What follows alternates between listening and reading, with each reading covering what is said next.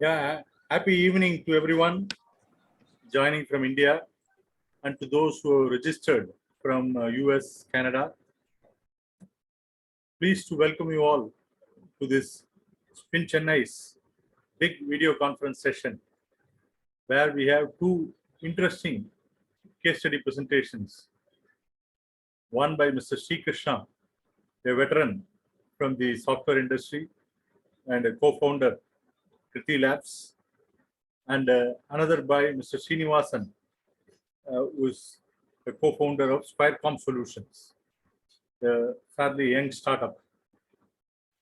Before Sri Krishna starts his presentation, I have the pleasant duty of doing three things: set the context for the session, introduce the speaker, and also a brief intro about Spin Chennai to those who are new. So, India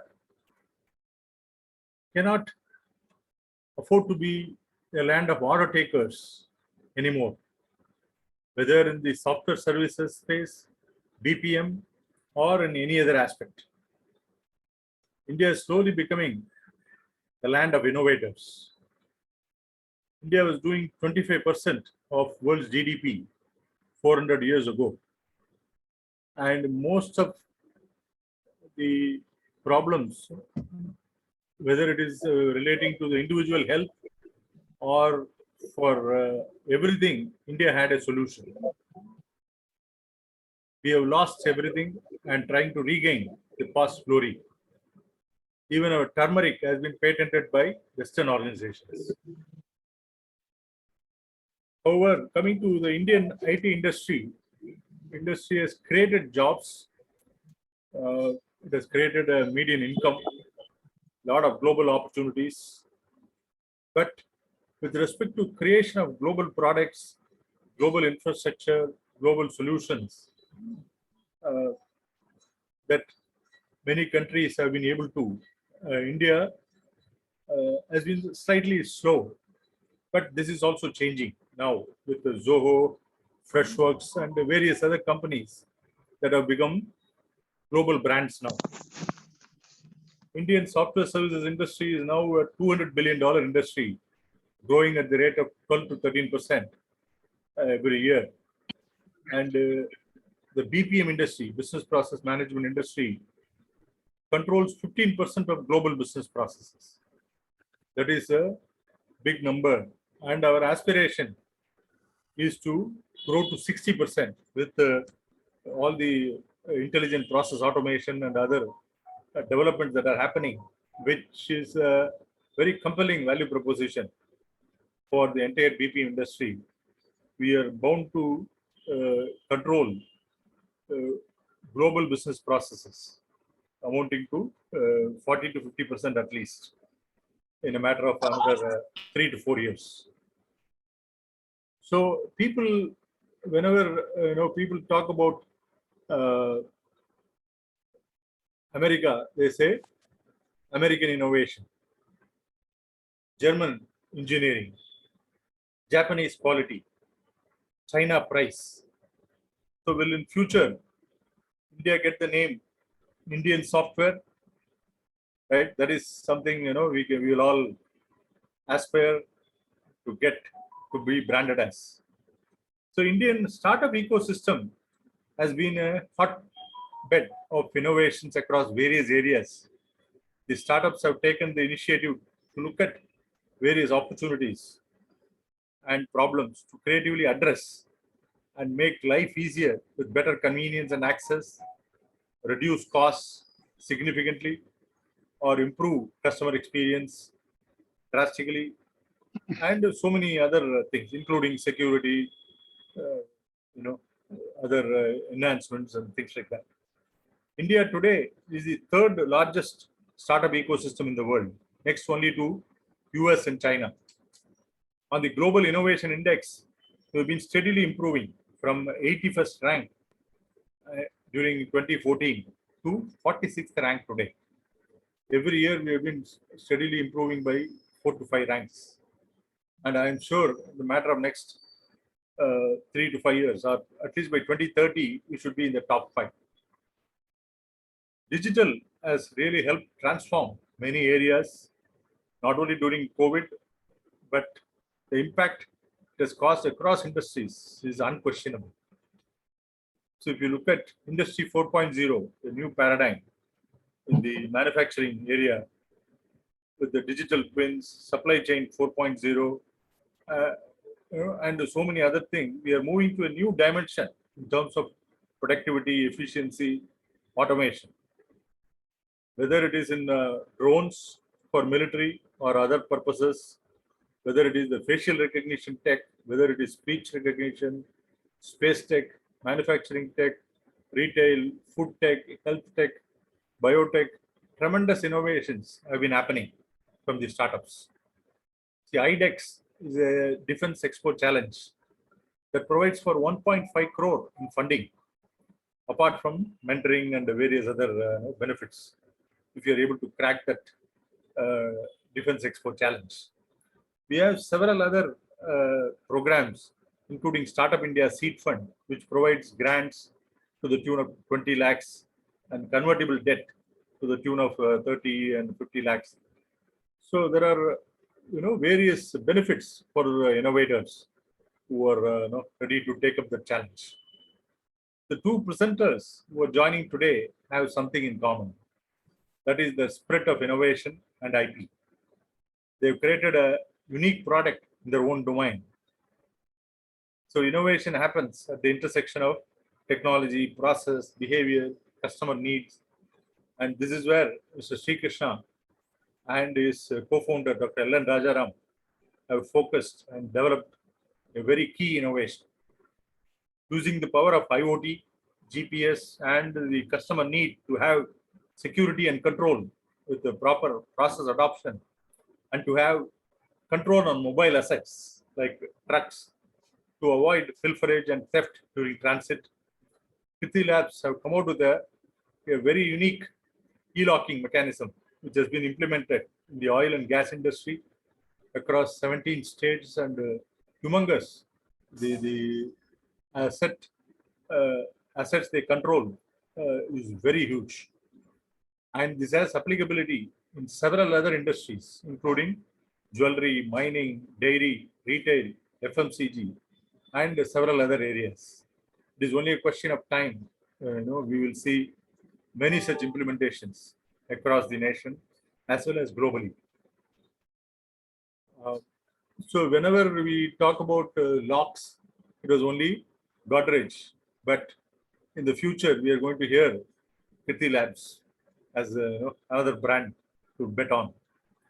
So Srikrishna, Varadharajan is an alumnus of Indian School of Business, Hyderabad, has more than 2 decades of experience in technology services and products, having played multiple roles, including business development, program management, consulting, strategy and operations, technology research.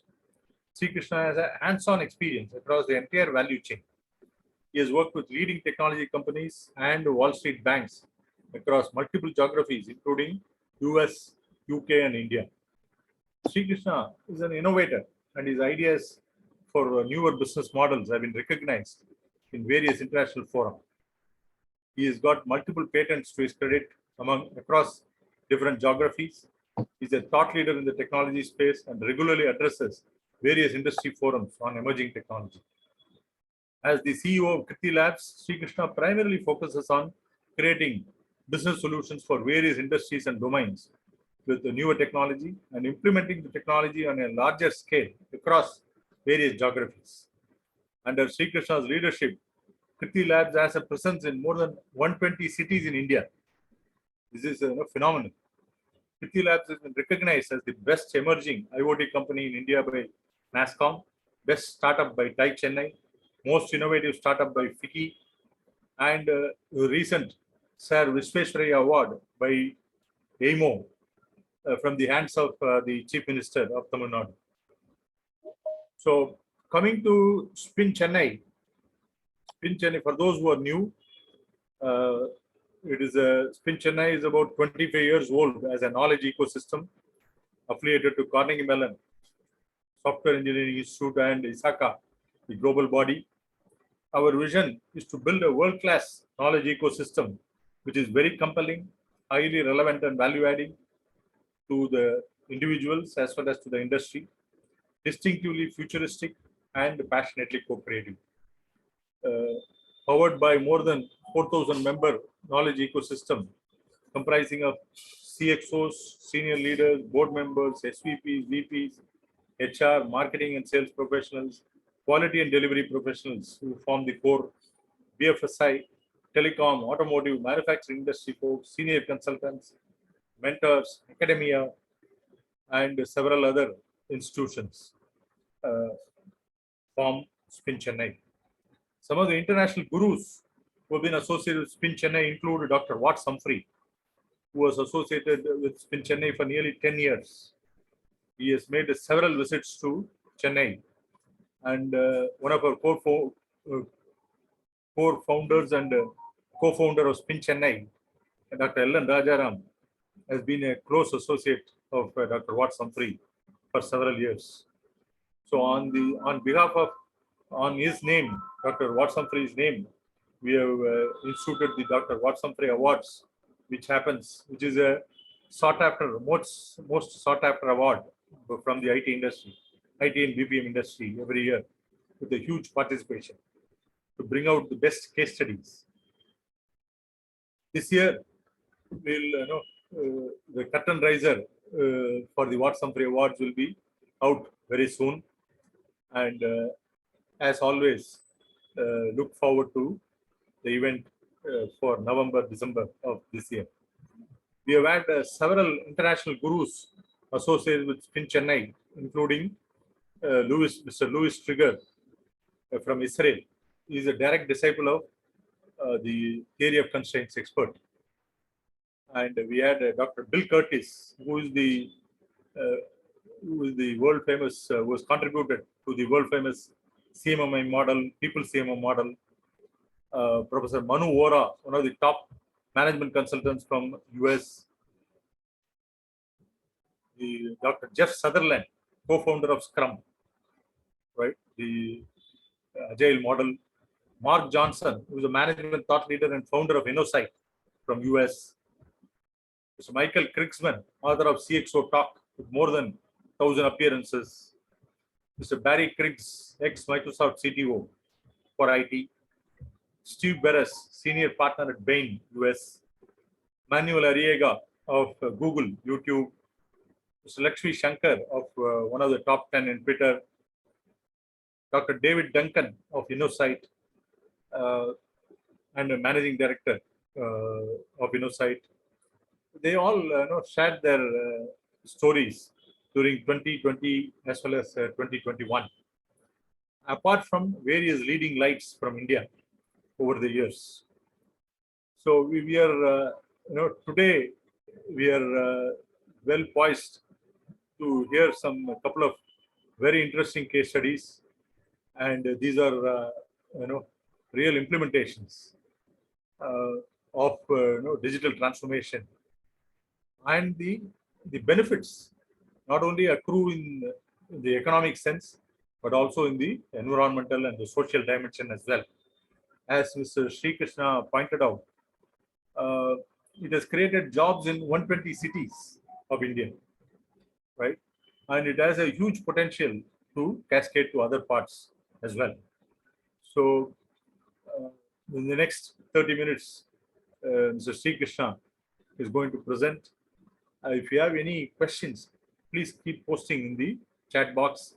We will take it up as soon as his presentation finishes.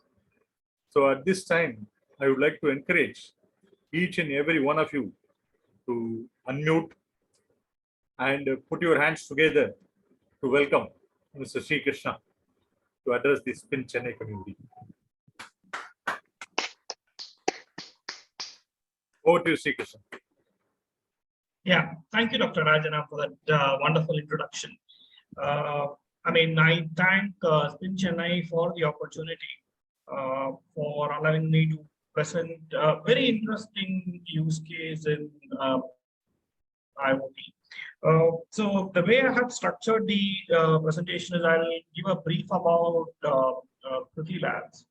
And then I will lay the scenario for the use case, right? What makes it unique, right? So both in terms of technology and what makes it challenging as well. And then I would explain in terms of how we went about solving it, right?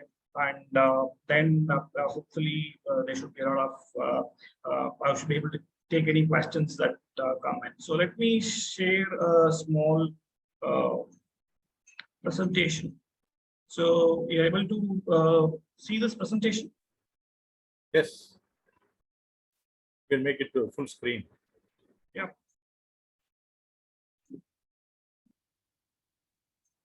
Able to see it? Yes. Yeah. Okay. So a brief introduction about KritiLabs. KritiLabs is into IoT. In fact, we are one of the early entrants in the IoT space in India. So we have our own patented platform for IoT, and the patent is in the US and in India. So we apply the platform for various use cases, including security, process, compliance, and productivity. So we primarily use the platform for helping manage assets remotely, the remote asset management space. Right, and most of these are scalable solutions where there are deployments across multiple cities. So currently, KritiLabs has a presence in 120 cities across the country through its service and support centers.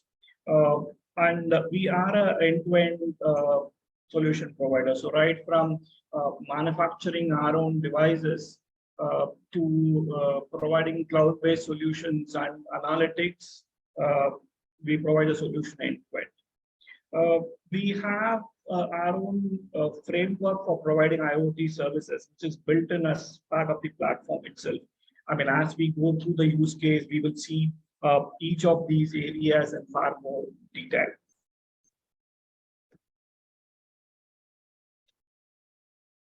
So this is our current solution portfolio. So basically, in our worldly view, there are different asset categories, including mobile assets, static assets, and portable assets. So mobile assets is our categories of assets which move from one place to the other. So like your tanker truck, package truck, container truck.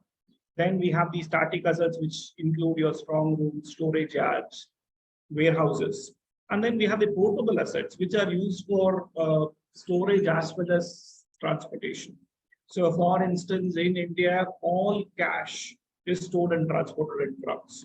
All jewelry is stored and transported in trucks. So these are portable assets, right? So we have different solution categories which are applied to each of these categories of assets, right? So it covers multiple industries. Dr. Rajaram pointed out, we have deployments in oil and gas, in mining, minerals, banking, jewelry, NBFCs, dairy. So these are primarily the industries that we operate. Now let's go to the current use case. So let's start with the use case scenario. So what was the problem statement? The problem statement was that, I mean, just to give you an idea of the oil and gas sector operations, each oil terminal typically serves around 500 retail outlets. So prior to us introducing the solution, they were manual locks and keys. So they were 500 keys at the source, 500 keys at the destination, and one duplicate key at the source and one duplicate key at the destination. So which makes it 2000 keys, right, for every oil terminal. So in oil terminal, you will find something called the lock room, right? It's a room full of locks and keys. It's like a Harry Potter, right? So there will be 3 people there in the room. So when the truck comes in, they would basically get the existing lock and key from it. The locks would typically have a tag with the key mentioned, the key ID mentioned in it. The key ID will have a tag with the lock ID and the retail outlet mentioned in it, right? So the person receiving the locks and keys will hang it on the wall. The truck will get filled, it will come back. Now they will have to look at the invoice, look at where the truck is headed, and depending on the destination, they will have to choose a key and the lock and hand it over. Right. So this was a huge hassle. Right. So key management was a huge issue. Not only key management, lock management was also an issue because you will have to choose a lock for which the key is there at the other end, right? So, I mean, you will have to keep ledger after ledger with all these entries. So, in spite of doing all these, since these were physical keys, they were easily getting duplicated, and there was no audit trail of where the lock was opened, when it was opened, who was opening it, right? So, all these were becoming very difficult. So, this was the problem statement that they had. Now, how was this impacting their business? One, since the physical keys were getting duplicated, there was large-scale pilferage and adulteration. And as I said, there were around 3 to 5 people, depending on the size of the terminal, whose full-time job was taking the keys and locks and storing it and managing it, right? So this was a huge process happening in the oil terminals. And there were huge operational constraints. See, the problem is if you want to add a new customer, you cannot directly do it, right? You will have to first add the customer and send him a key, right? Confirm that he has received the key. Once he has received the key, then you can send a truck fitted with a lock, right? So this was a huge operational constraint for them. And so what was the magnitude of it? What was the scale of it? Every day, the trucks get operated in around 38,000 locations, right? 26,000 trucks operating across the country in around 120 towns and cities. So that was the scale at which they were facing this. Now, in terms of the solution, so what exactly was required was one, devices, right? So they wanted the right set of devices. Then the devices need to be fitted into the asset, which is the tanker truck, in a manner which will be in line with the design of that asset. The installation needs to happen seamlessly because we are talking about large-scale operations. Every day, every single day, there are around 15,000 trips that are run across the country. So how do you basically roll out, how do you basically implement without stopping their existing operations? And this application needs to, all this needs to be done real time, as we would see, right? So how do you have an application that has all the rules that are required for the oil industry built into it, and all these rules need to be generated dynamically? So which means it needs to have large scale integration with their systems, and this needs to be hosted. So I mean, it's a mammoth system, right? So how do you host it? How do you load balance it? Right, and what is the kind of security? I mean, you can imagine. So every year, there are more than $100 billion worth of assets moving in through the system, right? How do you manage it? How do you secure it, right? And all this fall under ESMA, essential services, right? How do you provide service and support at such a scale, right? So this was what was facing us. So this was the challenge. So how do you provide a solution, a technology solution at this scale, right? And manage it seamlessly. It's an end-to-end managed service, right? And not only this, it's a regulated industry. So all your devices will need to have international certifications. You will need governmental approvals for you to operate in the space. And you will need to ensure that you have seamless operations provided 24/7 under ESMA. Right. So this was what we had to solve, right? So as you would realize, there are actually two different problem areas here. So one is the technology creation, and second is technology implementation.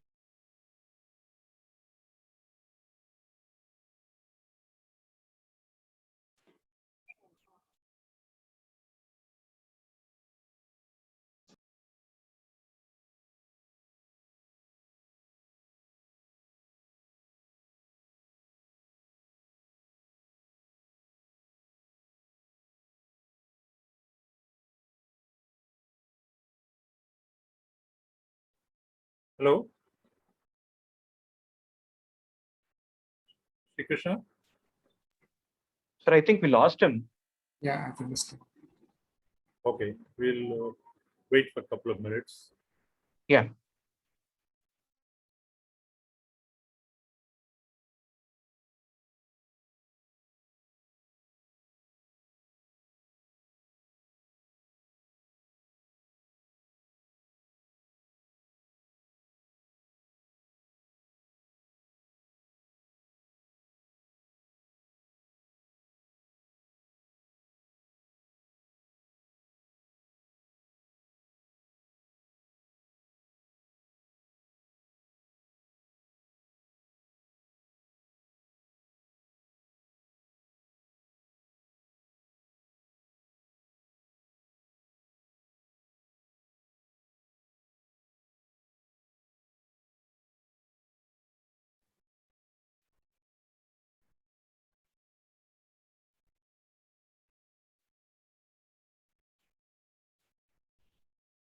Maybe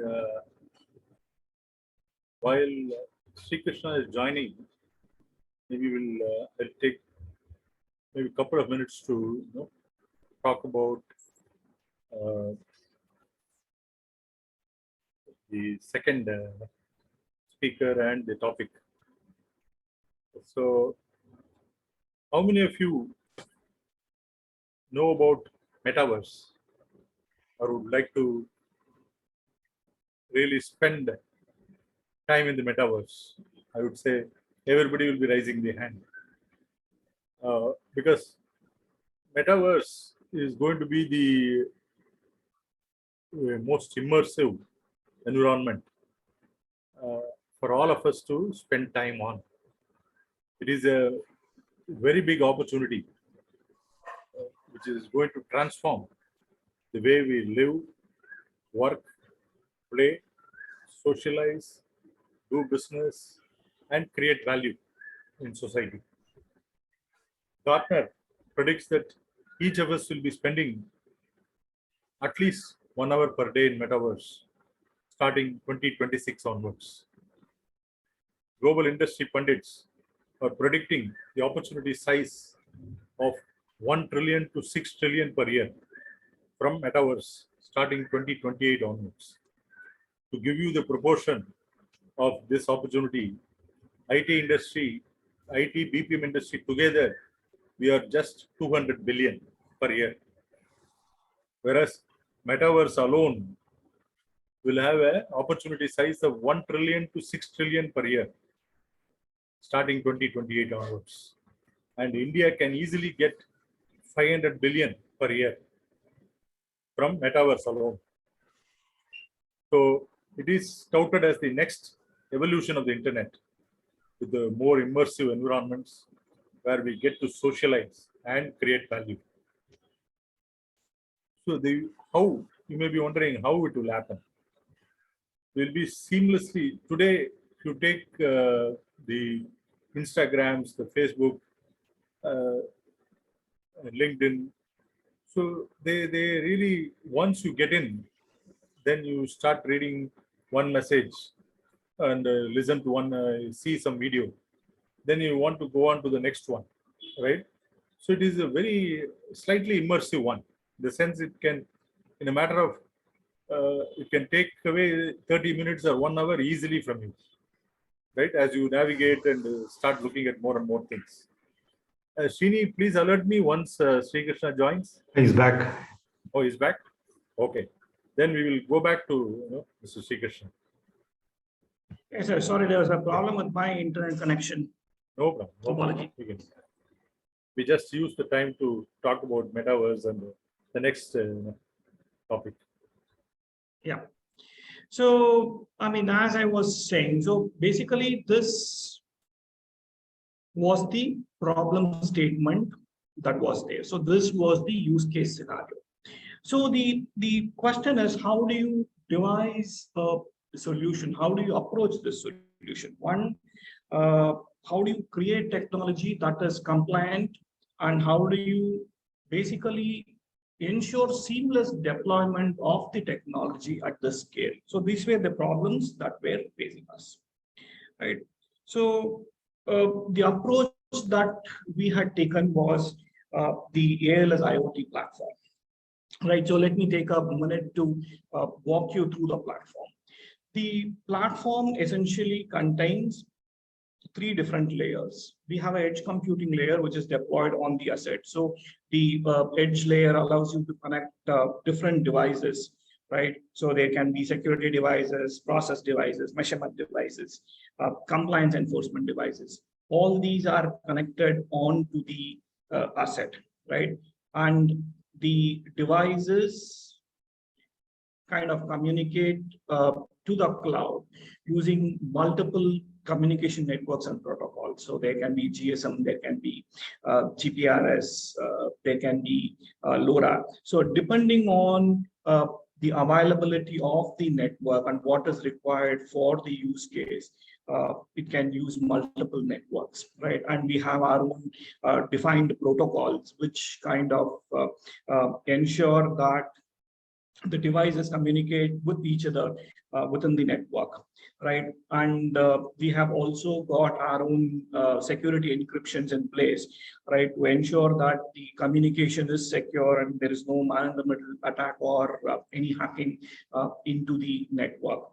So, and at the cloud level, it has been load balanced so that it can handle the scale, right, across the country and across multiple devices. So obviously, when you're talking about a huge industry like oil and gas, there are peak time loads, right? So it has to manage all that. And the solutions, multiple devices connected onto the asset. So we will, I mean, once I explain the platform, we'll go into the particular use case in terms of what was deployed.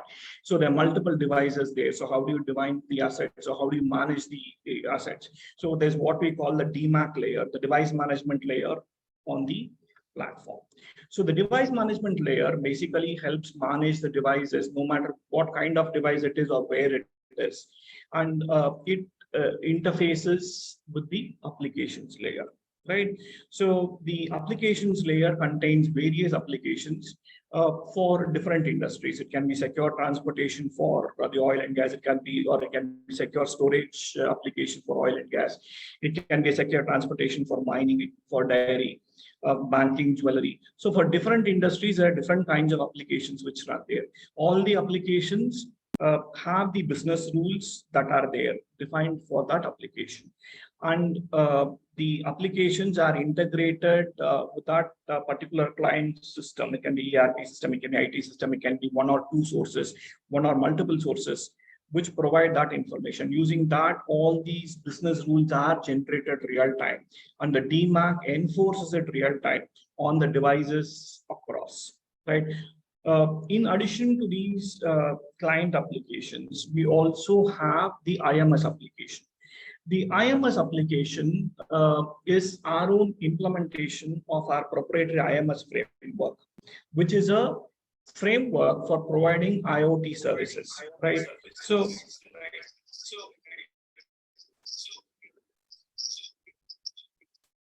yeah, I'm sorry, able to hear me? Able to hear me? Yes, Srikrishna. Yeah. So the IMS application is basically our implementation of IMS framework, which is a framework for providing IoT services. So as I mentioned earlier, there were two challenges. So one is creation of technology, and second is deployment of technology on such a large scale. So how do you deploy that? So the IMS helps us deploy and maintain technology, IoT technology, seamlessly. So the IMS application provides us with real-time data on implementation, logistics, field support, technical support, and customer support. So basically, every single day, the server looks at all the devices that are connected to it, right? It analyzes the devices, right, and sends out a report to each field support agent in various cities, giving them a report of the performance of various devices, asking them to look at specific devices, right? So similarly, whenever a customer support whatever technical support call is received, all that is logged into the same platform, right? So the platform essentially provides you, one integrates the services that is provided out of it with the application in itself. So that way, everything is managed out of the platform. So, I mean, this was one very, very critical factor, which helped us implement the IoT technology at such a large scale. So now coming to the specific use case. So as we said, I mean, if you recollect, the problem statement had three parts to it. One was key management, second was log management, and third was the audit trail, right? So what we did was we designed two devices. One was electronic lock, which operated with a one-time password, and the other was a tracking and a controlling device, right?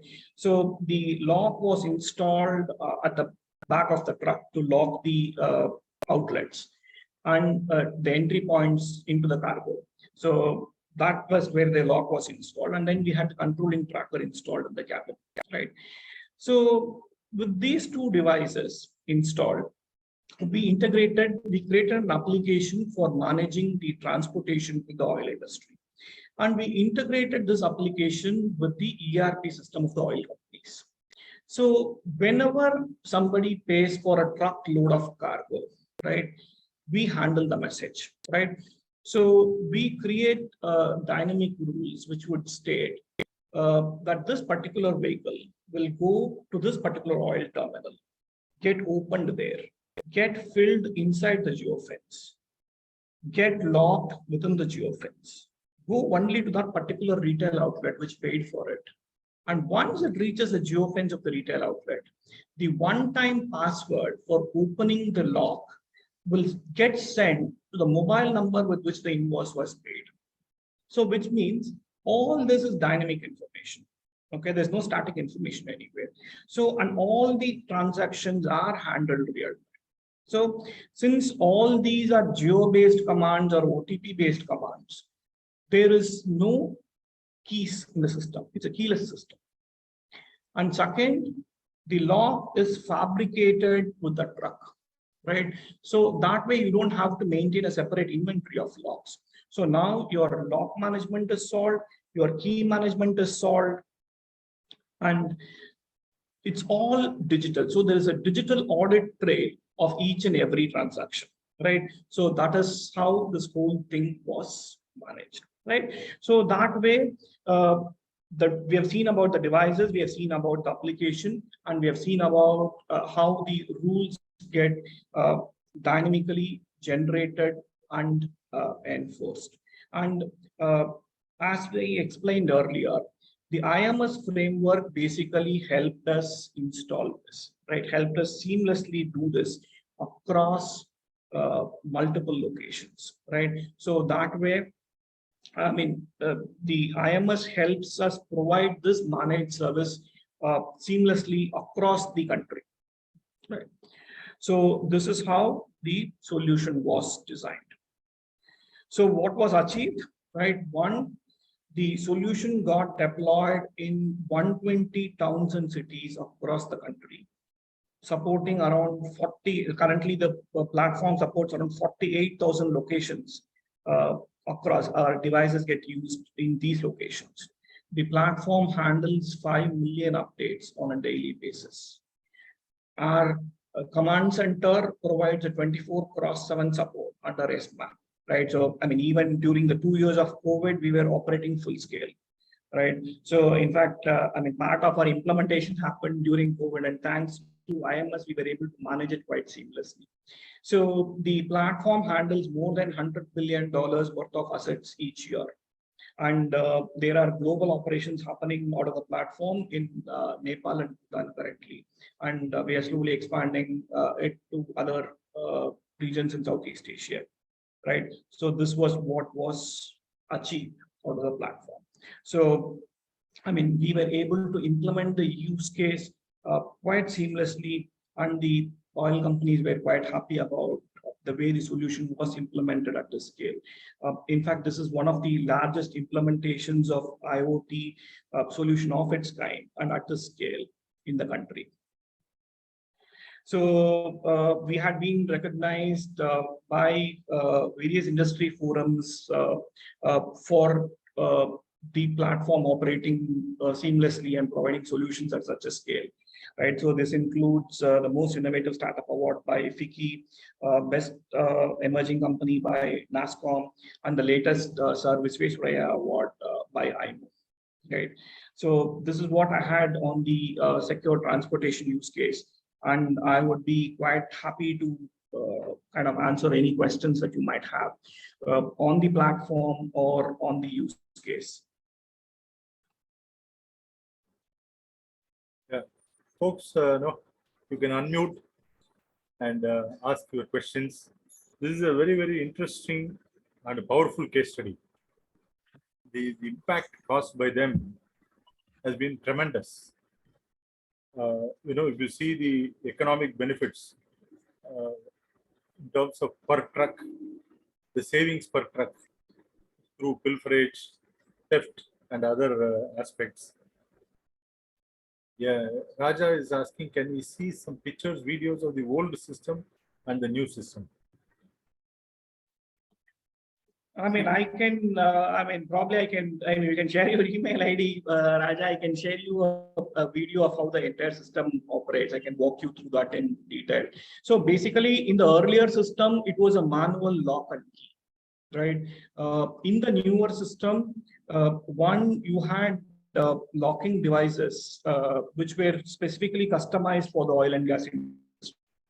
As I mentioned, each device needs to be certified internationally for its compliance to the regulations. And then it needs to have government approvals for it to be operated in the oil and gas space, right? So that way the lock is installed as part of the truck itself. And there is what we call a controlling tracker in the cabin, right? So which is a small computing element with a keypad attached to it, which helps you operate the lock. Yeah, he has shared his email. Maybe we can send him details. Yeah, any other questions, please? Yeah. Srikrishna, this is Venkat here. Yeah, please go ahead. Venkat. Yeah, this is Venkat here. So you mentioned, the compliance wise, right? So what are the standards, it is compliant with, when you say it conforms to, the regulations? Yeah, so one is there are two global standards which regulate all devices in the oil and gas space. One is the ATEX standard, and the other is IECEX, right? So for you to basically introduce a device in the oil and gas space, according to the zone in which you are operating, you will need to design of the device. You will also need to be compliant with their quality assurance. So which means that, you will have to basically have it periodically audited that you are producing devices as per the standards that you had published, that you had designed, right? So with these two, you will have to get the Government of India approvals for you to say, I have now got international certification and my manufacturing process is in line with the international certification, and I want to now operate in the oil and gas industry. So you will have to do extensive trials and pilots and then showcase the technology to them to get the approval. So that is the way it needs to be complied. Thanks, Srikrishna. I have one more question. So obviously for adoption, right, the cost for the, for your customer, right? So is that dependent on achieving a critical scale, or a a basic size in terms of their operations, or how does it work? What was your experience? Because if it's adopted in a very limited set of assets, right? Is it viable for you as well as the customer, or does this solution need a critical size of adoption? So one, in the initial phase, because as I said, as a business, you will need to have at least some critical mass for you to look at justifying the cost that is incurred in terms of your certification compliance itself. Because it is quite a long run process. For you to have products designed, certified, compliant, and the pilots in itself can run up to a year, right? So you spend 2 to 3 years just in terms of creating the product design and the pilot certifications and approvals. So there needs to be at least some critical mass that is there, right? So that is one. And second thing is, one of the critical elements here is that it is in the managed service mode. So which means you are responsible for all aspects of the solution, right? From the device working on the field in various environment and geographic conditions to write till the reports and the MIS and the analytics that goes into it, right? So that way everything is provided as a managed service. So you will need to ensure that the technology works uniformly as per the SLAs across. So which is a big thing here. Okay, thank you. Yeah, Srividya, you can unmute and ask your question, please. Yes, sir. Good evening. So, as you mentioned in the slide, like artificial intelligence and visual analytics have been used. So, what type of methods have been used in this VLS IoT?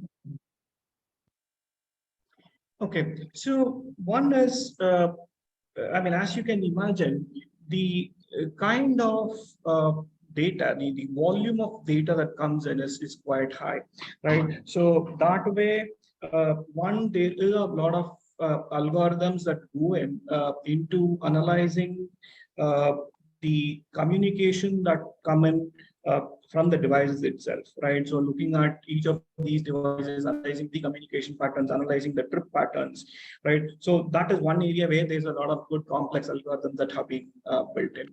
The second area is that, I mean, one of the things which I had mentioned earlier, see, this oil industry is very critical in its operation. So one is, I mean, you can imagine when every truckload is worth around 30-40 lakhs, right?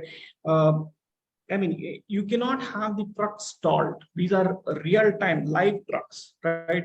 So that way, I mean, the operations cannot be stopped for any reason. So we were slowly able to introduce a lot of visual analytics, which helped us solve a lot of compliance and process issues without actually including into their process. So we were able to kind of look at their CCTV feeds, look at putting in additional devices wherever required to capture it and analyze it, right, through visual analytics and give them more meaningful reporting.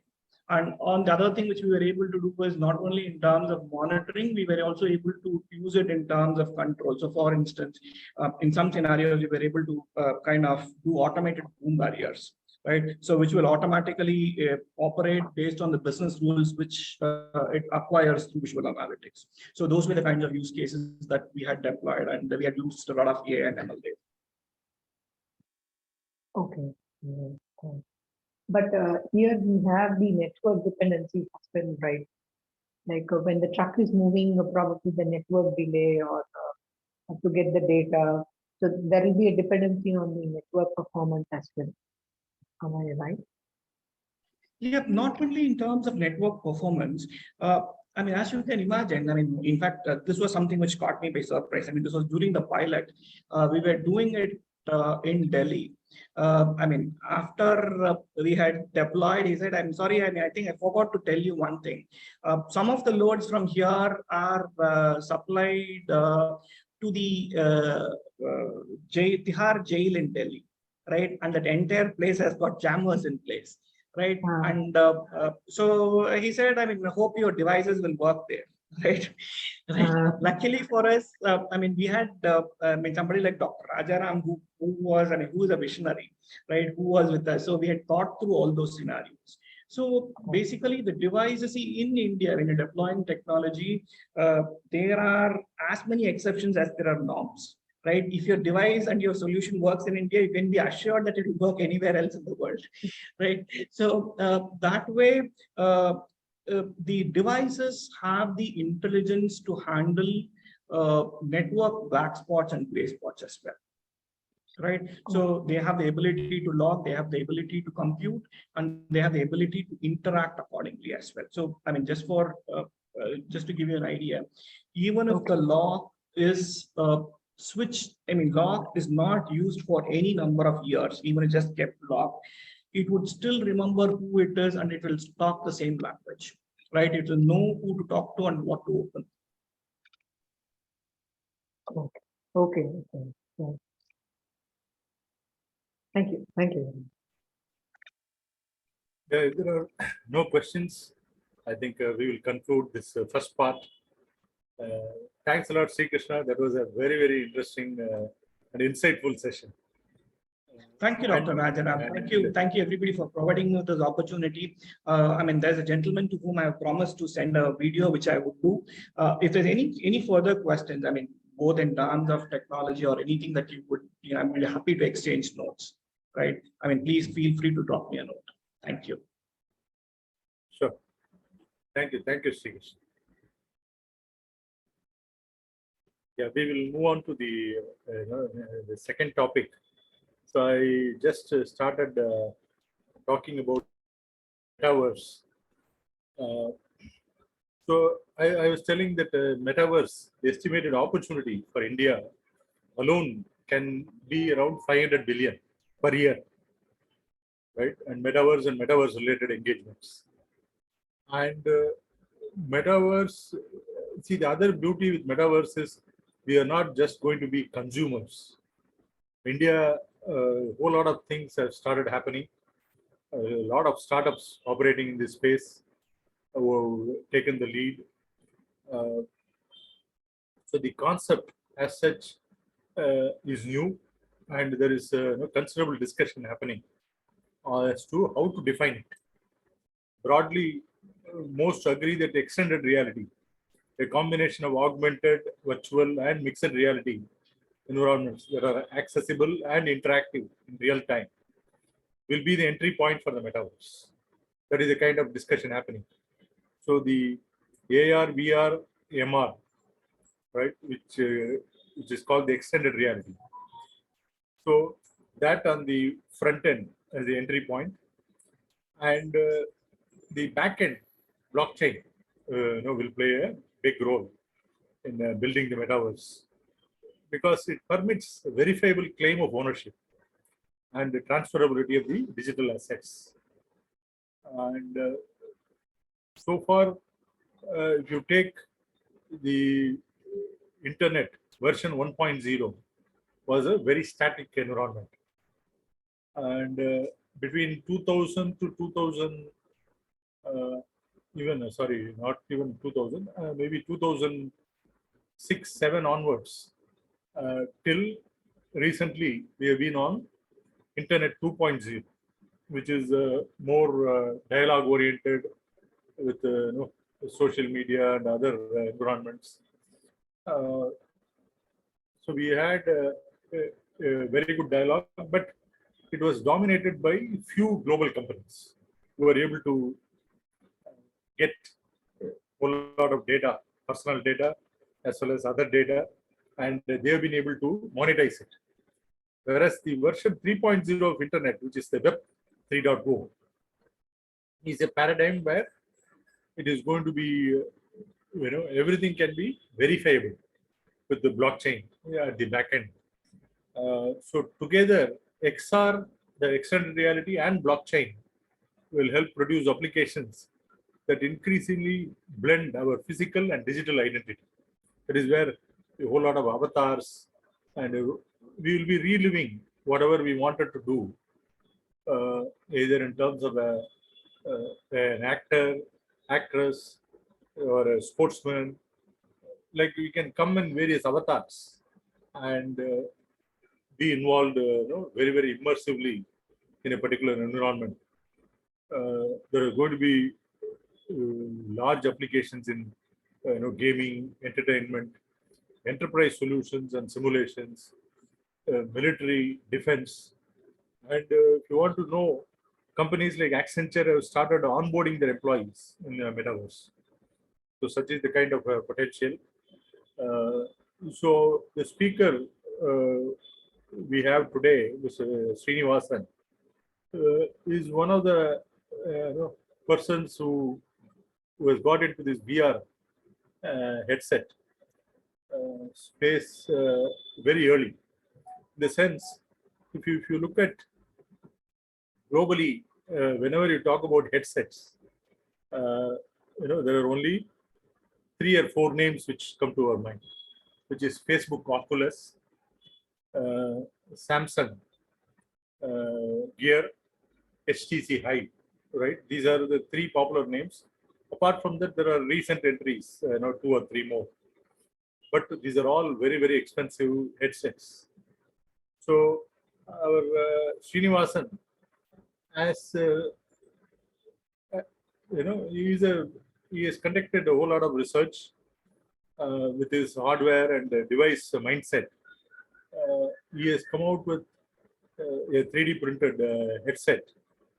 Obviously, it doesn't have all the features comparable to Facebook Oculus or Samsung Gear or whatever, but definitely it is the next version, right? Next lower version of all these devices. But as many of the functionalities which are needed for some of the basic virtual reality headsets and applications. So Srini has completed schooling and then over 13 plus years experience in various domains, including marketing and sales, services, ITes, and all these. Having represented organizations like Dell Laptops, Bell Canada, and CCS Infotech. Dell Laptopsக்கு நான் அம்பத்தூர்ல பேசி வச்சிருக்கேன் Deepti. Excuse me, please mute yourself. For over 10 plus years, he started his own business, Squarecom, into providing IT infrastructure support for the consumer segment. One of the pioneers from Chennai in the VR domain started GRAHAs VR, part of Squarecom from early 2017. He has been experimenting with this. Incidentally, at Welltech TBA, where I anchor the TBA, we saw the potential in this and kind of provided a grant to him, to Srini, to develop the headset, and he has been able to bring up the headset and in 3D printed form. And now he is doing a whole lot of stuff. So that is what he is going to talk about. GRAHAs VR has their own smartphone-based virtual reality headset and has won several awards and accolades, including being the top 100 startups in the Silicon Valley Global Conference by Startup Grind and Google Ventures. And Srinivasan is also, he had a fully expense-paid trip to Silicon Valley, and he was there for 5 days or a week, and he participated in the conference, the exhibition, and Google Ventures did a due diligence on his startup. There was also a Japanese company which did due diligence. He is also past top 20 finalists of this Seed Spark program by Stanford Graduate School of Business, a very prestigious program for South Asia. He is one of the top 20 finalists in that program as well. He has completed cloud computing, the core concepts from NASBA. He has also completed his Python code learning program from Technical Career Education. And incidentally, he is an avid innovator. Almost every day, he spends a whole lot of time in comparing and what is happening in the VR and AR industry. And today we are really interested to hear him talk about his recent exploits and how his gadget and things are getting implemented in various areas. That is what we will be very, very interested to hear. Over to you, Srini. And before that, I would like to unmute. I request all of you to unmute and give him a big hand and encourage him in all his ventures.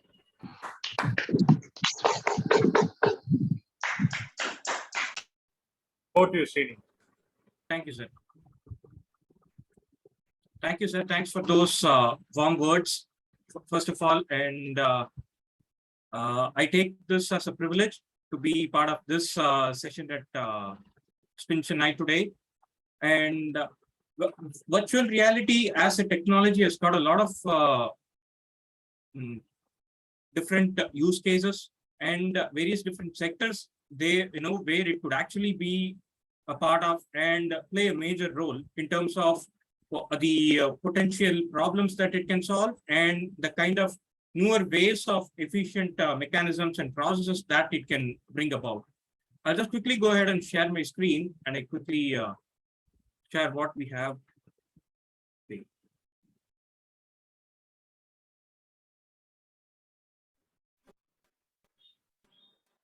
Yeah, we are able to see. Yeah, thank you.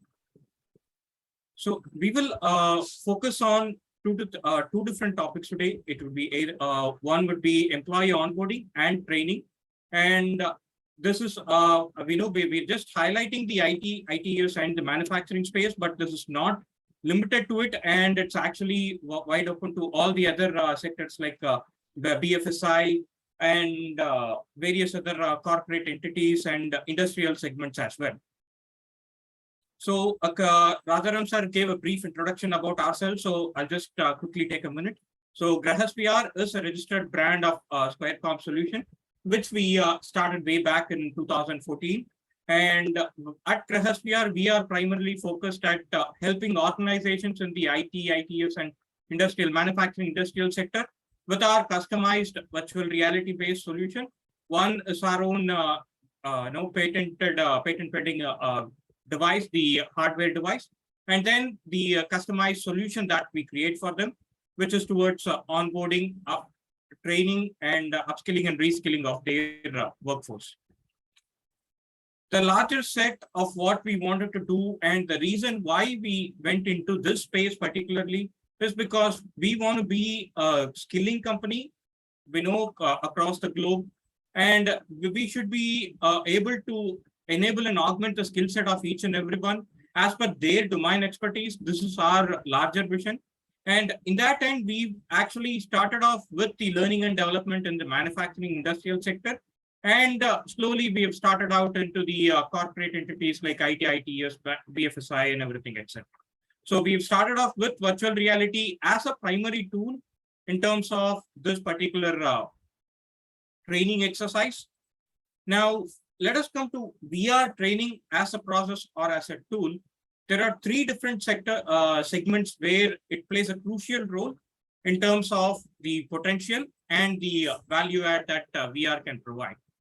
First and foremost, VR-based onboarding and the initial sign-up process is so effective and it ensures a faster implementation process as well. And one of the reasons why VR could be a great driver in terms of the onboarding process, the average, the offer to acceptance ratio is about 66% today. That is the global overall average. And obviously, that's not a good number to be looking at going ahead in the future. So in case of increasing that number, and ideally the talent base depicts 90% as an ideal number for the offer to acceptance ratio. And we strongly believe, and there have been a lot of implementations as well, in terms of increasing this number with VR for the onboarding process, because it is more engaging and the way the content is being produced to the users, the workforce, it increases the way they are able to interact and they are able to, consume all the kind of the company culture, the way that they can get a immersive experience of the entire office space, even before they get on the first day of the job.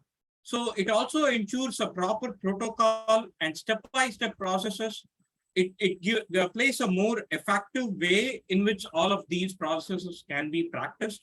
And it has a diverse set of languages and multilingual support. Say, for instance, even though we have a lot of text-to-speech translation and all the kind of various different languages that can be provided, vernacular language system is something that is being increasing by the day, and VR can be an important tool, for a larger company that has about 5,000 to 6,000 different set of people, and where diversity has been an increasing factor for all the major corporations and all the different segments of companies involved. This could play a crucial role in terms of including all the different kind of languages and multilingual support. And in terms of training the workforce, it actually, drives the way the people are experiencing the content in terms of whatever the training material that they have. Let it be complex machineries or tools, or let it be the complex technical knowledge that they have to consume. All the way that we have right now is either a classroom-based training or e-learning process in terms of the corporate structure. And in terms of the industrial structure, it's mostly on-the-job training. So these are the two primary subsets of the training process that happens right now. But with respect to VR, the training is going to be so immersive that irrespective of your location, you get to consume the content more efficiently and effectively. And the first-hand information of the workforce potential and the productivity, we will be able to monitor and analyze the analytical database and the way that the prowess of one particular workforce, a new hire. We don't have to wait for 3 months or 6 months or 12 months, for them to understand the entire training concept, and then they are put on the production floor or the job floor, wherein they just go on with their regular workforce activity, and then they are put into a monitoring phase, and then all the performance metrics and the processes that are in place. We will be able to get to that phase immediately after this VR-based learning in just about 2 months or 3 months of time. We don't have to that indirect expenses towards these training process that takes place here. We will be able to reduce all those directly from this phase.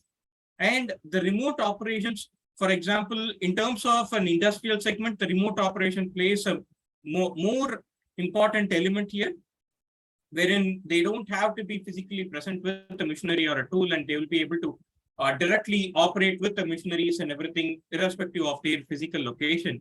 And in terms of an IT space, wherein we are heading into a space wherein the entire work mode post-COVID is going to be completely hybrid. And we have seen companies who have already announced a perpetual work from home model as well, or work from anywhere models.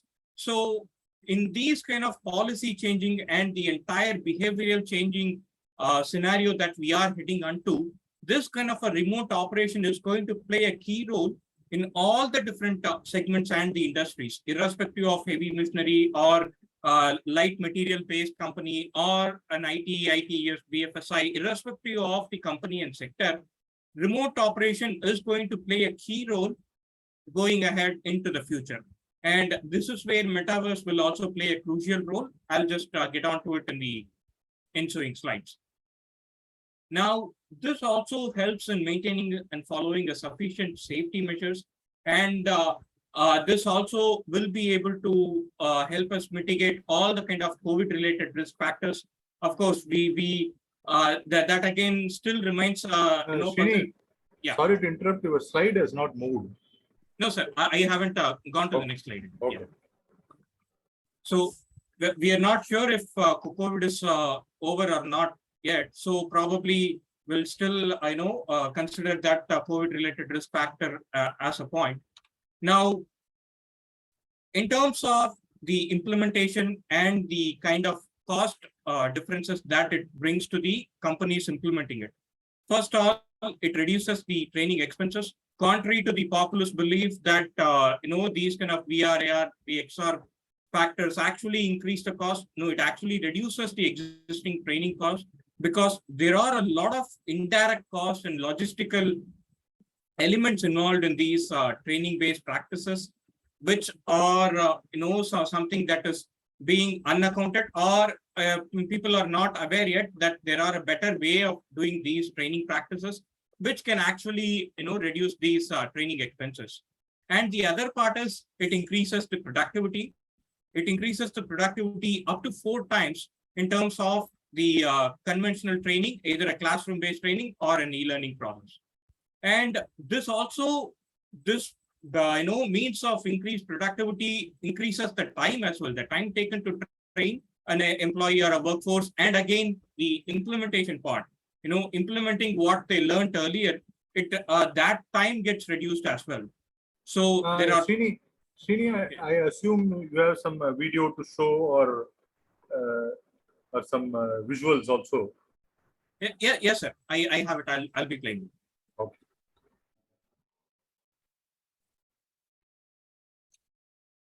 And like I said, it provides an ample amount of trial and error during the training and safety training process. And this is also easier in integrating with the existing LMS or the online training models as well. Now, this is a report based on PwC's soft skill training report, wherein the same training that takes about 2 hours in classroom-based training and 45 minutes in e-learning takes just about 29 minutes in VR. And the people who learned the training are 275% more confident to act on what they learned after training, and is 4 times more faster, and 3.75 times people are more emotionally able to connect with what they learned as well. This is the global market chart in terms of the virtual reality market as well as the workplace training market. So as of 2020, the workplace training stands at $341 billion and is expected to be about $402 billion as of 2026. And we had contributed to the FICCI's Metaverse knowledge paper as well in terms of the use case study. And there are a couple of use cases that we implemented in terms of, we created a virtual walkthrough of the product demo for KritiLabs, wherein it would be a complete demo of the PCMS device that they had, wherein we virtually reconstructed the entire process, and the person who is using it in VR will be able to get a complete understanding of the product and what it does and how it exactly works and everything. And one other use case we did was for Texas Goshala, wherein we created a virtual experience of a farm in Texas, wherein users, without even visiting the farm, they will be able to get a complete experience of how exactly it would be and how they would be able to interact and the various different scenarios that they will be able to do as well. I'll just quickly pause it here, and I'll quickly share a video right now, which would give you a sense of how exactly it could play a vital role in the IT and ITes sector.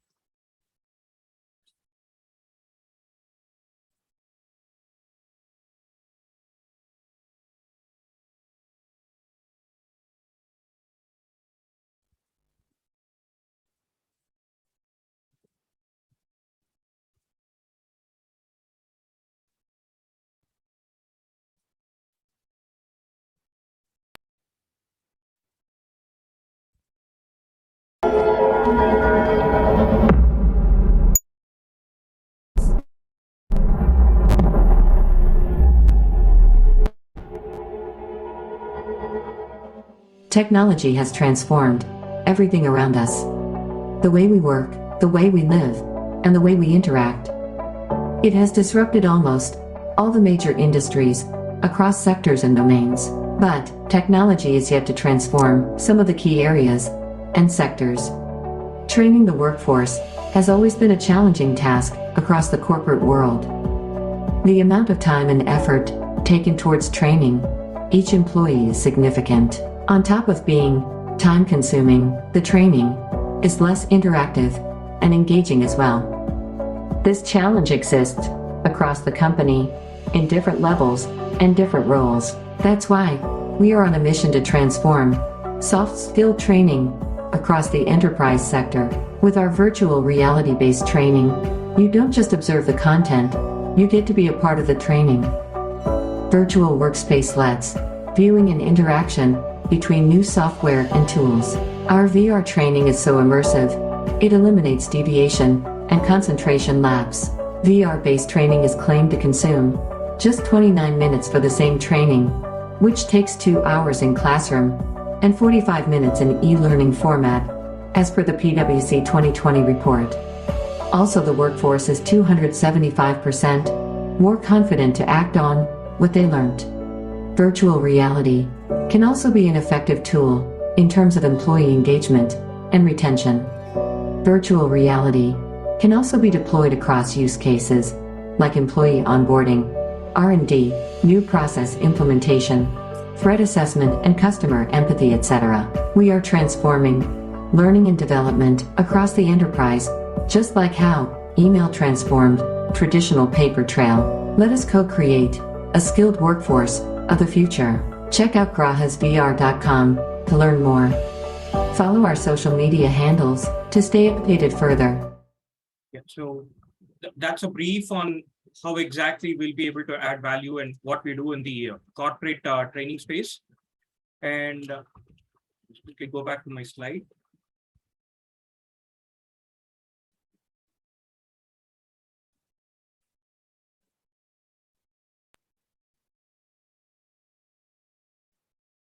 Now, the way we operate is actually with a smartphone-based VR. We have our own VR headset that actually works on a smartphone, any smartphone for that matter.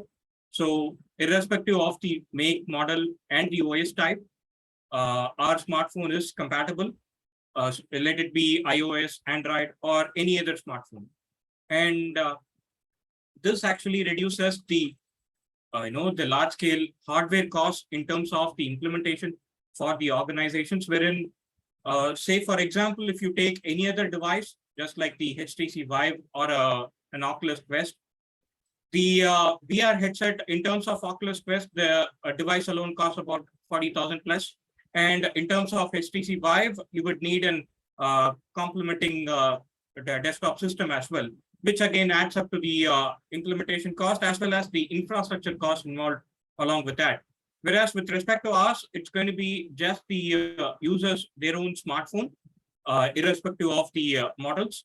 And that actually reduces the overall implementation and the execution factors with respect to how exactly they are going to, in terms of the organization's perspective, how exactly they are going to handle these devices, that itself becomes a huge headache for them. And one other important point is the data policy, the data and the data storage policy. For example, if you're going to use an Oculus Quest, it actually, for Oculus to provide you the hand tracking, it measures your arm's size. Honestly, we ourselves, most of us might not be aware the size of our arm, but if you're going to use an Oculus Quest, they are going to track your hand, and for that, they would require the size of your arm. And when you have a room tracking, the room scale implementation that you do with Oculus or the HTC Vive, it would measure the total area of that room as well. So this is actually bizarre for anybody. And this is going to be even more critical in terms of the implementing organization's part as well. And so these are some of the more vital factors that are not being considered or not being promoted anywhere for obvious reasons. And we also part of become a part of the open-ended ecosystem. So this helps us make a tailor-made offering in terms of the content customization, because the training or the onboarding process that differs from company to company. You can't have a one-size-fits-all process here.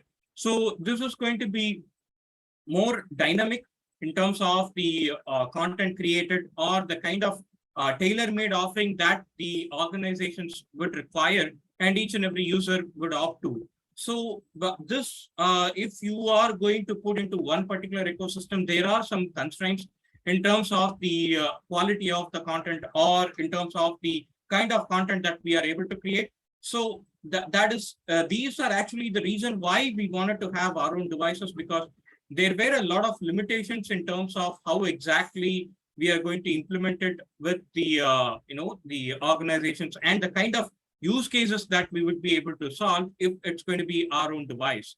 And one other important difference in terms of our devices, it is actually you can use them with your own glasses as well. About 20 to 30% of all of us, where we wear the glasses. So if it is going to be an Oculus Quest 2 or some other device, then you won't be able to wear them with your glasses on, or you have to make some adjustments in terms of the device quality or the kind of cushions that come out with that. So without that, you won't be able to use them with the glasses on. So that is where we come into play, wherein our device will be used with the glasses on. So it reduces motion sickness even after prolonged usage of the device. So this is a model of our device. This is just the headset and with the smartphone inside. And it doesn't have any other complex wires and all the other structures that are required. That is usually available with the other devices. And if you look at the content here in the right side, this is a recreation of a machinery and an industrial environment, and everything, all the objects and everything that happens with the eye tracking, wherein if you just look at the cube, you will be able to, that acts as like your mouse pointer, and that is your controller. So the moment you look at something for about just a couple of seconds, then that gets highlighted, and that acts as your input tool for the content as well. And this is the content of an industrial setup tool. And the next interesting element that we've forayed into recently is the Metaverse Platform, wherein we have recently forayed into developed our own Metaverse solution based on the spatial platform, wherein we created 3 different elements. One will be, a GRAHAs PR gallery, an office-verse, and a factory-verse. So it would be 3 different elements, and you would be able to, for instance, even this particular call that which we are having right now, we could have it in a metaverse, and the same call that which we are having right now, we could have it in a metaverse too. I'll just what I'll do, I'll just quickly stop this here, and I'll just quickly share the metaverse screen. So we all will be able to have an understanding of how exactly the metaverse works, and even I will just put the link in the chat box here. So if any of you want to join the metaverse, you could join this space as well. Is there any login permissions? No, nothing, sir. Nothing required. All that we need is click the link and join. Yeah.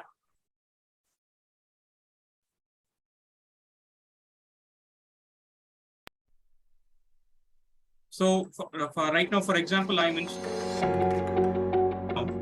and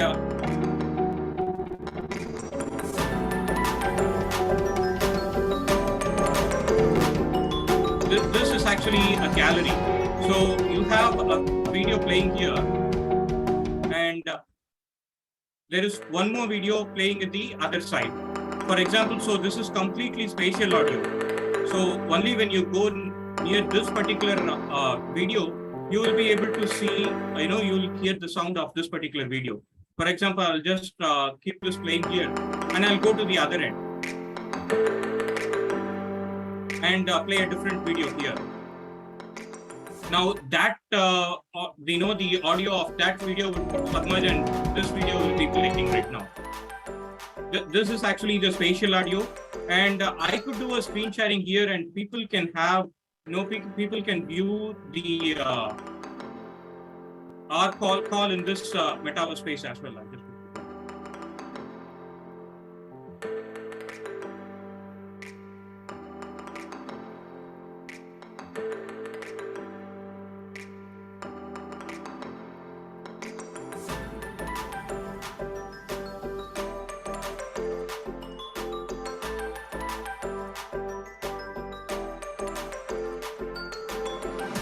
So if you could see, we are just looking at the same content here as well.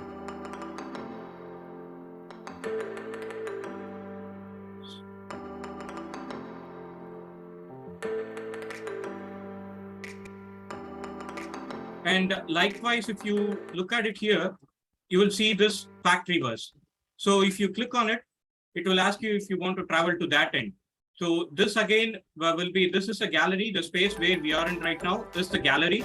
So from here, we will be able to travel to the factoryverse, which would be an immersive experience of a complete factory.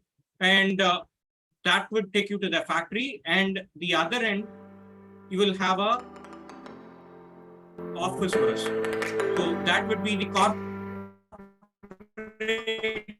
setup of a factory. So if you go to this factory verse, it will take you to the factory there. So, sorry, the office there.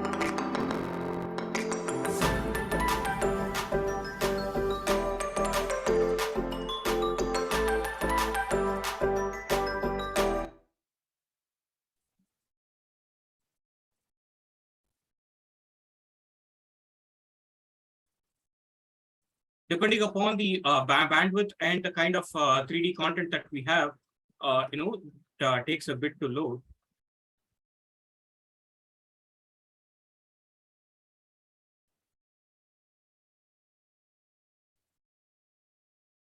For example, this is an office setup, and we have a couple of people speaking here.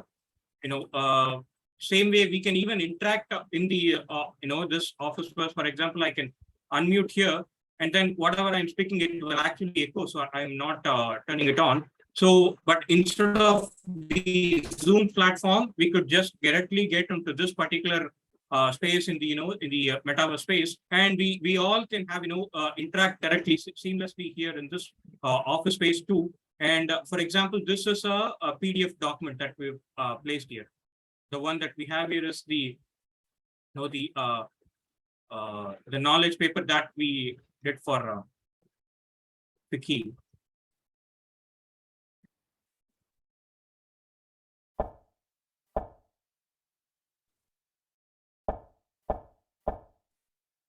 So similarly, this could actually have any kind of PDF document. This is a PDF document. We can have a PowerPoint, we can have videos, and the entire stuff of whatever the cultural practices of a company that they want to highlight.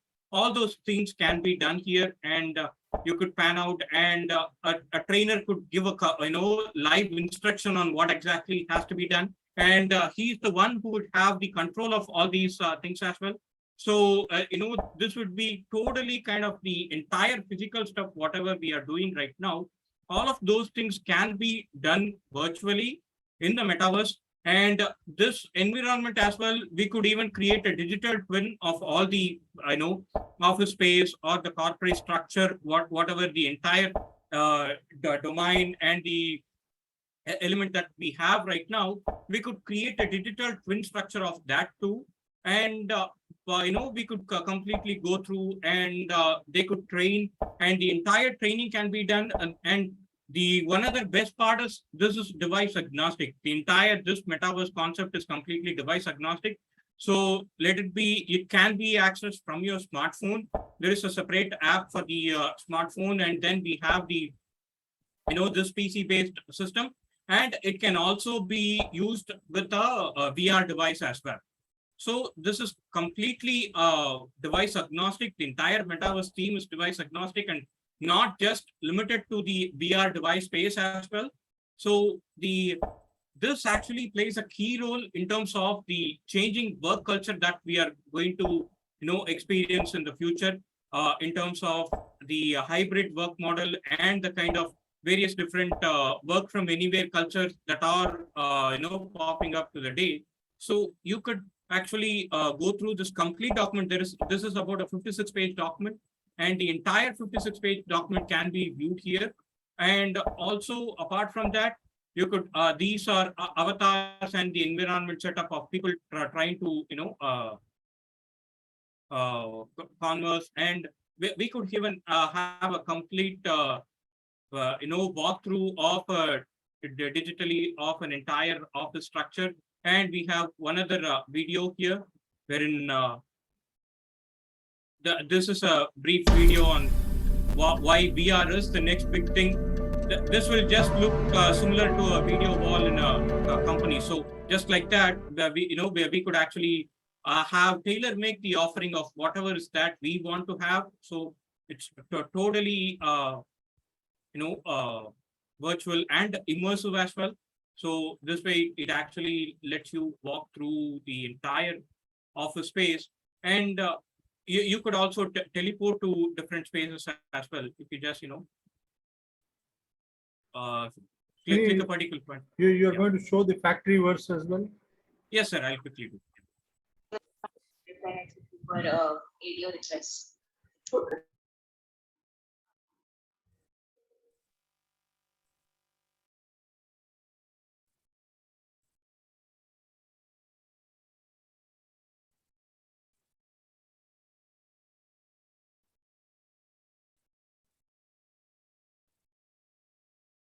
So the way we have set this up is actually, the GRAHAsphere gallery will be the entry point. So now we can just go back to the gallery, and from there we could travel to the factory verse as well. So that that is actually for people to have an immersive experience of traveling to different worlds and then teleporting, that kind of a scenario.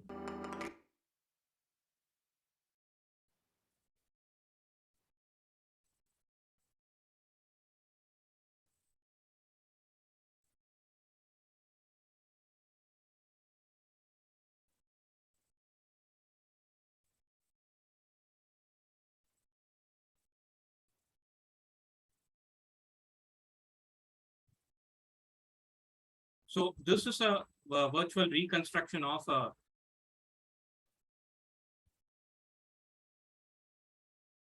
factory.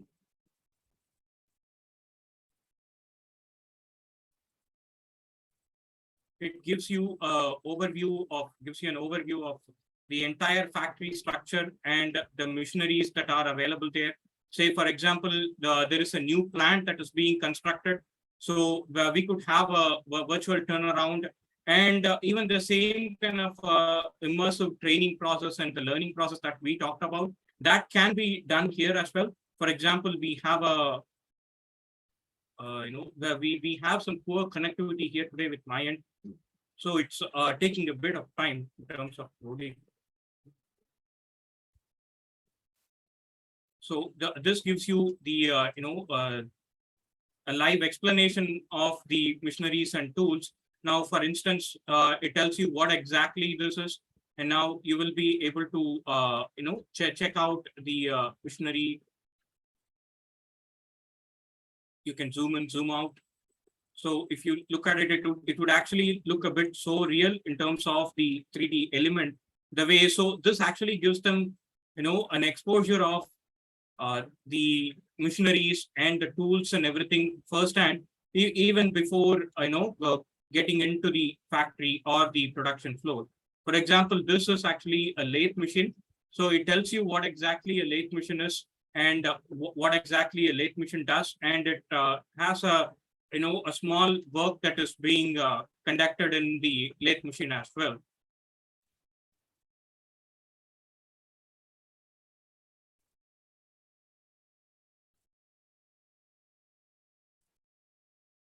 And if you go back, so there would be a repair hangar wherein the maintenance area wherein people will be working. So the users would actually get an understanding where exactly everything happens. And this is a machinery area wherein the maintenance takes gets done and everything.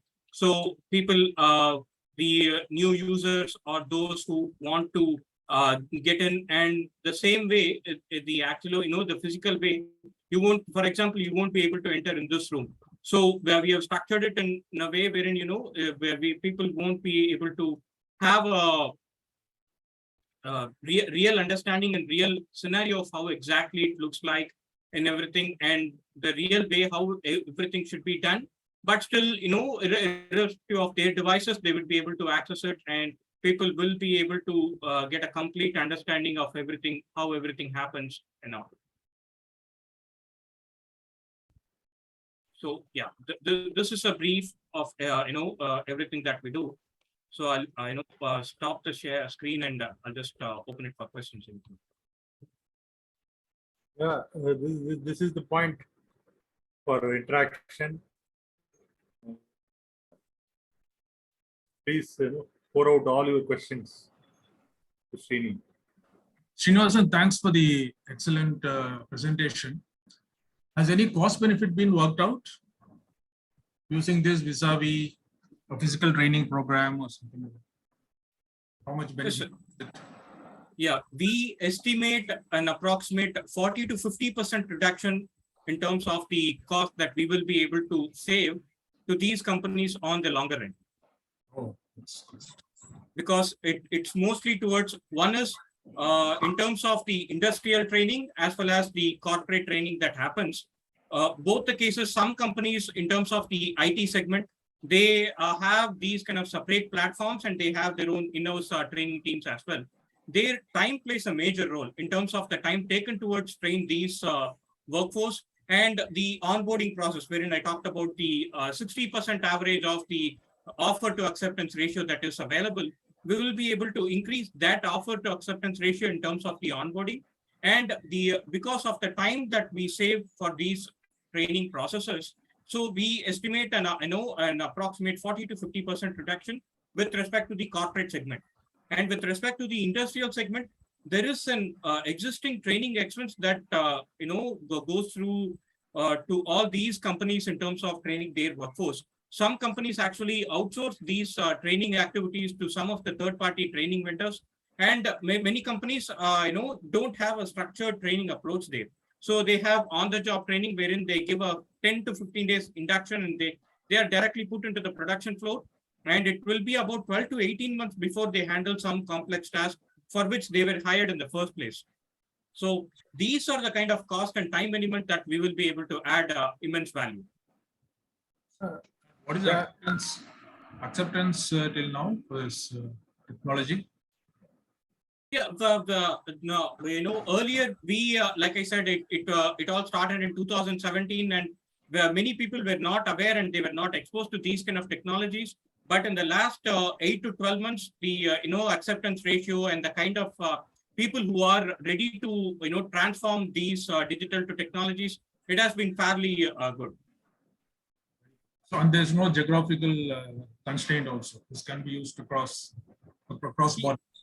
Yeah, exactly. Both the corporate and the manufacturing sector. So in fact, we are targeting at a global audience space because wherein we are able to add more value to the entire geographical outlook as well. Yeah, incidentally, they have a US client as well. They've done work for a US client. Srini, are you going to show that or? Yeah, I showed it in the slides. Okay. Where we did a virtual experience for the firm. Yeah. Coming back to Mr. Radhakrishnan's question, Radhakrishnan, I think the technology is in the early stages of adoption. It has not come into the mainstream totally for us to do really any cost-benefit comparisons. See, today during COVID, this has played a fantastic role. When people were not able to go near the machine and do certain things, this has enabled such kind of training to be conducted in places at their convenience. So it is not an apple-to-apple comparison that way. So the quality, the number of people involved, the amount of interaction, the headsets, the software, everything has to be put together and for us to do a real apple-to-apple comparison. But there are areas where this is a clincher because see, today when you take manufacturing, if they have to get trained on a machine, let's say 25 people have to get trained on a machine, they have to bring down the production, right? The machine has to be taken out of production for them to get trained. And again, there are certain things which they cannot do on a live machine, which you can afford to experiment and go deep. So there are about 25 people or 50 people or 100 people can be trained at the same time with VR, which is not possible in a regular manufacturing setup. What is the feedback on the impact like you were saying on a live thing, they're able to touch the machine and have a feel and then say how to go about it vis-a-vis this virtual kind of training. Does it have the same impact, the required desired impact on the training? See, I think very good question. See, the one thing you have to understand is the machine has got tremendous layers within it. What you see as bolts and nuts is only on the outside, but there is a whole lot to learn about the machine and the different situations before you go to the machine and really work on it. But at the end of the day, if you see, there are only few parts in which you have really touch and feel. You are not going to, touch and feel 100 parts. So that way, this has a whole lot of implications because since the machine's parts are already 3D stored in the software, they are able to get a better feel in terms of rotating it, in terms of understanding how the parts are, what are the various parts, and how they are all fitting it together, how they are coming out with various variations. I think the level of granularity or detail they can get into on the digital side is much higher when compared to the physical side.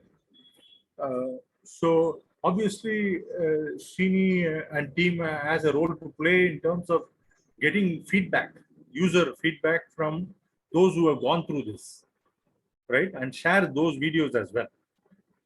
Sure. Yes, sir. Srini, I think Yes, that is very important point which Mr. Radhakrishnan has pointed out.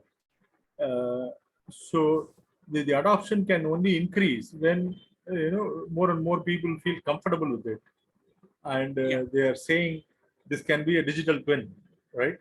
This can be a real twin of the actual thing. So that is work to be done, definitely. Yeah. Yes, sir. Adding on to that, how about competition? How about the competition and this? How is Srinivasan placed vis-a-vis the competition? Is there any study that has been made on that? Yeah. We have a few startups who are working in the space, but like I pointed out, they all rely on a third-party device like the Oculus Quest or an HTC Vive. Even those companies approach us for the device actually. The same competitors who have the kind of element, the solutions that they offer, they approach us for the device. That is where we play a key role here in terms of the implementation cost for the companies. For example, if you're going to go ahead with an Oculus or an HTC Vive towards implementing this, then the kind of cost the company has to go through, they're probably better off with the current solution that they have right now.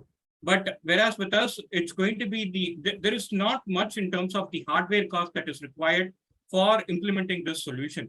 It is mostly towards the content creation in terms of the training module that we have to digitize in the 3D model. That is what we mostly adhere to.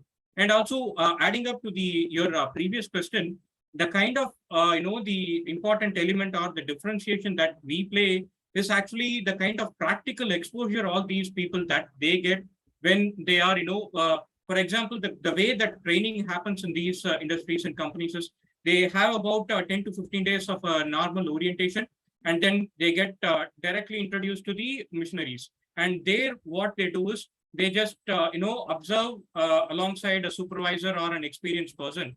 So it takes a long time in terms of for them to understand, just like Radharam said, the various different tools and the components that are involved in these missionaries and everything.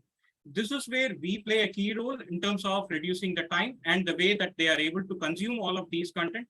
And at the same time, in terms of competition, we don't rely on any kind of third-party device. For example, some company has a criticality in terms of deciding for the confidentiality and the data component, and then that is a red flag in terms of implementation. For example, they could even be okay with spending 5 lakhs or 10 lakhs just for a device, and then they would be able to spend another some X amount for the content creation. But end of the day, if they are not comfortable with their data getting offsetted somewhere else, then that is going to be a critical factor, and none of our competition will be able to implement or execute that particular use case or solution.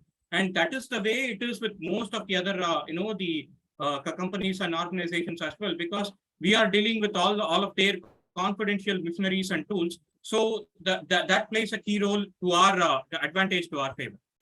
Great. So that's a competitive advantage you have. Yeah. There are at least two more questions, Srini. Mr. Muthuvel Somasundaram is asking, what would be the time required to develop such immersive training? Mr. Muthuvel, you can unmute and ask. Yeah, thank you, sir. It's interesting. My question is, what is the effort required to convert this into an immersive training program, effort and time? If they take videos, can they be directly translated to these visuals? The second thing is, what are the platform or tools or language which you use to develop such programs? Okay. So in terms of the timing, it's totally dynamic, sir, because it totally depends on the kind of content that needs to be created. And it won't be like the regular videos or video conversion. This is going to be reconstructed completely in a 3D format. For example, if you take a machinery or a tool or an office space, it has to have a same dimension as what is the physical structure is. It's just that in a virtual space. So the timing is completely dynamic. And in terms of the language, we use timing. You can create some sample. This one. You take something and then say, how long will it take? 10 days, 15 days for this, so that he gets an idea. Yeah. Okay. Yes, sir. Yes. Yeah. And so, if videos cannot be converted, any AutoCAD or any drawings can be converted to this? Yes, sir. That would actually help us. Say, for example, if you have an AutoCAD drawing or a 3D model of a particular machinery, that would actually reduce our time in terms of the development. So the time taken to develop, that would definitely be reduced. And for the to give you a ballpark on the timing, for example, the factory verse that I showed you, that would take about 20 to 25 days if we have to reconstruct that in a 3D environment. Okay, sir. Got an idea. Any language or tools standard for this? Any? It would be mostly the game engines, sir. We use game engines like Unity, Unreal, and the programming languages would be C++, C#. Those are the kind of components that we use. Okay. Okay, sir. Thank you, sir. Thank you. Yeah, Mr. Venkatramani, you can unmute and. Yeah, good evening. Very interesting, actually. In fact, thank you, Mr. Srinivasan. In fact, I was also involved with AR, VR some time back. I come from the defense, and there we see a lot of opportunity for this. Yeah, I had a very interesting, you made a very interesting point saying that the costs based on your hardware is almost equal to what was there. That's very surprising because I thought the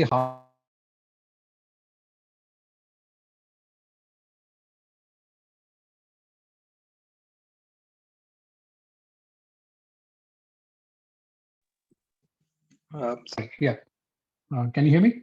Sir, Mr. Venkatramani, we lost you for a minute. Yeah, can you hear me now? Yes. Yes, sir. Yeah. You can repeat. Yeah, sorry. What you said. Yeah, so the cost perspective was what very there is a, I see so much scope for your this one for your services and this one, because invariably what we saw when we were implementing some of these AR VR systems, especially for training in the defense, was that the development costs were much higher than the hardware costs. Whereas you mentioned that the hardware costs form a substantive portion of the overall costs. Yes, sir. So in terms of the hardware and the development cost, again, that was just to give a ballpark on how exactly these things work. And with our case, with our use case, we actually don't, in terms of the hardware cost and the component cost, it's going to be most just the development cost and not much towards the hardware cost. That is actually our, USP as well in terms of how exactly we execute, because most of the times what happens is people are not aware that there is an alternative to these, the foreign and the big tech names that are available right now. So that is actually the process or the act that we are trying to democratize, wherein in terms of the accessibility of VR to everyone or many people, that is actually limited because of these hardware costs to begin with. And again, in terms of the content creation and the development cost, that is something probably we could discuss. And that again is totally dynamic and actually differs from case to case as well. Probably we could discuss in terms of your scope or the kind of content that we want to create, and maybe we could take it offline too. Sure, sure, definitely. Actually, Mr. Venkatramani, maybe to add to what Srinivasan said, if you take, for example, Facebook Oculus or Samsung Gear or HTC Hive, these are all 40,000 and above, 40,000, 1 lakh for one instrument with the server, without server and all that.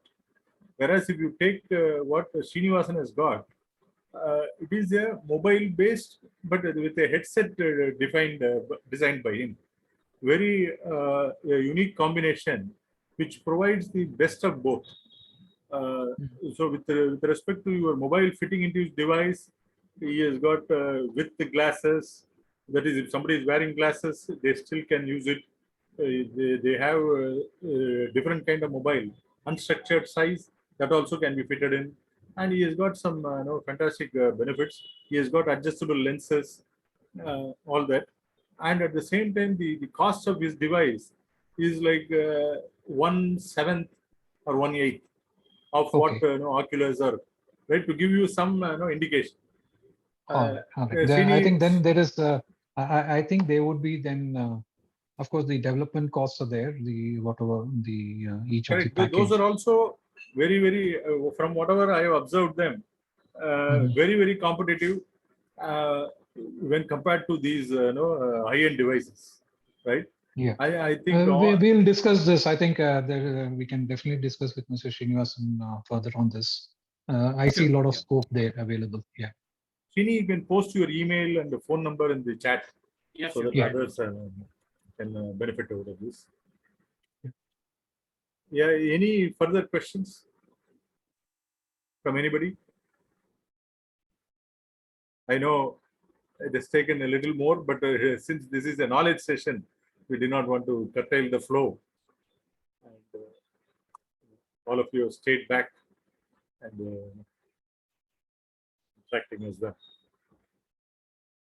Yeah, if there are no further questions, I would like to request the Spin Chennai Treasurer, Raghavendra Prasad, to propose the vote of thanks. Thanks, Rajaram sir. Can you hear me? Yes. Great. People on call, I think these are some of the excellent examples of frugal innovation and India-centric innovation, and what Srikrishna and his team has been building and what he has built so far. Implementing an IoT solution. In a large company, you have to think really big. You're no more a startup. You have to build something for a large company, scale, volume, and many scenarios you have to think through. Right, so that is a perfect example of implementing, a solution from a startup to a large company, established 100 years old company, and you have to deal with a lot of things, right? So I think Srikrishna and team has built one of the fantastic products, and no doubt about it, and they won numerous awards, industry awards. You might have noticed them in LinkedIn. They're very active. And thanks, Srikrishna, for taking all the time and speaking here. In fact, such kind of talks are very unique. In fact, we have been wanting such examples or case study series which can benefit our members, community members.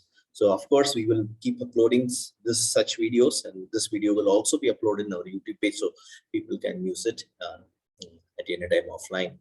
And thank you, Srikrishna, once again for speaking at Spin Chennai.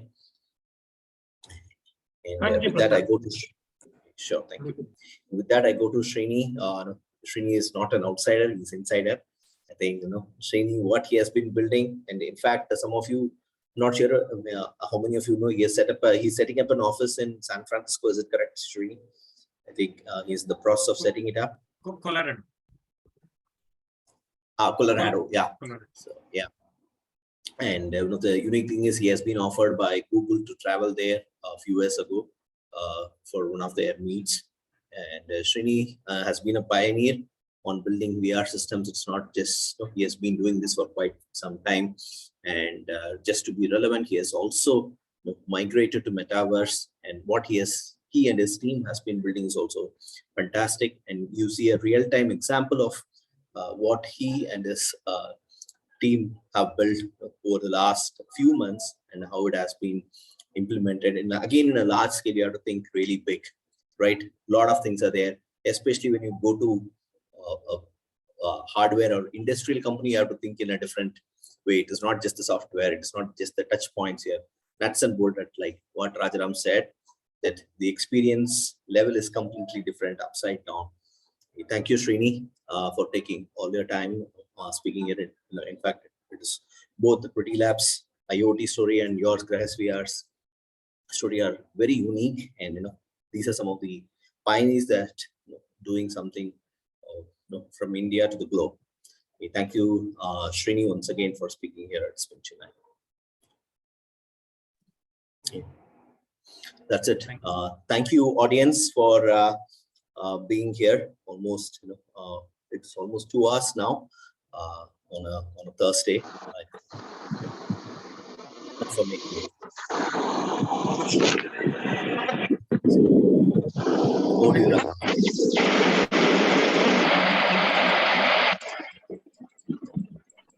Yeah, thank you, everyone.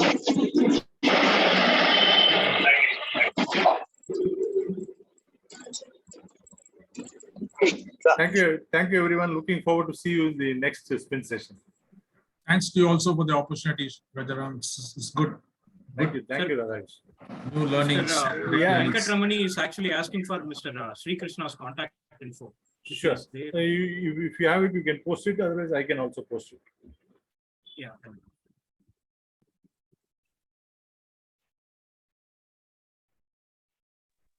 Thank you. Thank you, everyone. Yeah, 1 minute, Mr. Venkatramani. We will post sure. So that you can get it right away. Yeah. I posted the news. Thank you. Yeah, thank you. Thanks. Thank you very much. Thank you.